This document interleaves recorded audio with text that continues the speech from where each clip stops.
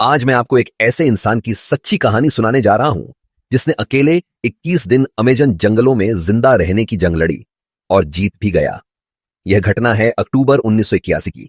22 साल का योसी गिंसबर्ग, जो इजराइल के टेल अवीव शहर में जन्मा था, उसे बचपन से ही दुनिया घूमने और अमेजन के जंगलों को जानने का जुनून था। एक किताब पढ़ी थी, पपीयों, जिससे उसे जंगल में जीने की प्रेरणा मिली। इसी जिज्ञासा ने उसे दक्षिण अमेरिका की ओर खींचा। ब्राजील और पेरू होते हुए वह बोलीविया पहुंचा। वहीं एक सस्ते होटल में उसकी मुलाकात हुई 3 अनजान लोगों से, मार्कस स्टाम, केविन गेल और कार्ल रुप्रेक्स्टर से। चारों ने मिलकर अमेजन जंगल की यात्रा का फैसला किया। शुरुआत में सब कुछ रोमांचक था, लेकिन कुछ ही दिनों में हालात खराब होने लगे। लगातार बारिश, कीचड़ और खाना खत्म। फिर उन्हें एक नदी मिली। चारों ने लकड़ी की नाव बनाई और पार करने लगे, लेकिन तेज बहाव ने नाव को चट्टानों से टकरा दिया। जैसे तैसे किनारे पहुंचे, लेकिन मार्कस और कार्ल के पैरों में छाले पड़ गए और वह ठीक से चल भी नहीं पा रहा था। अब रास्ते अलग हो गए। मार्कस और कार्ल लौटने का फैसला करते हैं और योसी और केविन नाव से आगे बढ़ते हैं। थोड़ी देर बाद नाव फिर अनियंत्रित हो गई। केविन किसी तरह किनारे पहुंच गया, लेकिन योसी तेज बहाव में बह गया। वह कई घंटे बहता रहा और अंत में बेहोश होकर एक किनारे जा लगा। होश आया तो देखा, अकेला, जंगल में कोई नहीं।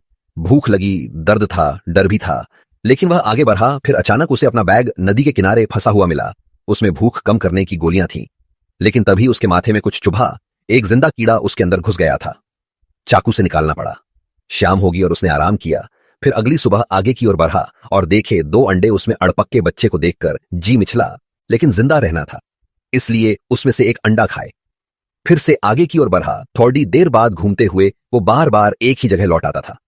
ये देखकर वो थक गया और रोने लगा। उधर केविन को एक गांव वालों ने बचा लिया था। होश आते ही उसने योसी की तलाश शुरू कर दी। हेलीकॉप्टर भी भेजा, लेकिन योसी दिखा नहीं। गांव वालों ने मदद से मना कर दिया। कहा कि 3 हफ्ते हो चुके हैं, अब तक वो मर चुका होगा। केविन हार नहीं माना। लकड़ी की नाव लेकर निकल पड़ा योसी को ढूंढने। योसी अब थक चुका था। मानसिक हालत बिगड़ने लगी। उसे लगने लगा कोई लड़का उसके पास खड़ा है, लेकिन वह भ्रम था। वह कीचड़ में धंसा, चिल्लाया, मगर हार नहीं मानी।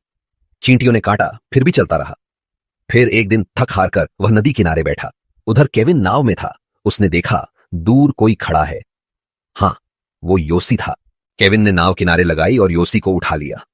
21 दिन बाद वह मौत के मुंह से वापस लौटा। अगर केविन न होता, शायद योसी कभी जिंदा न लौट पाता।